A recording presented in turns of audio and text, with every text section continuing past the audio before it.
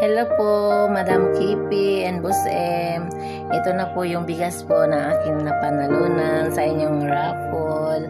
Ayan po, 25 kilos po, Madam. Dinorado Mindoro po yung aking napiling bilhin. At ito po ang presyo po ng aking nabili. Ayan.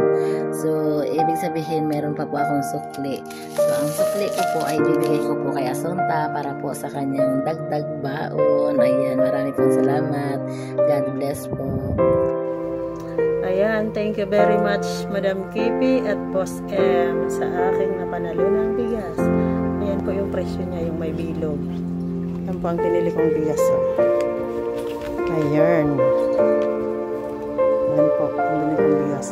With model. Ayan, Madam. Salamat po ng marami.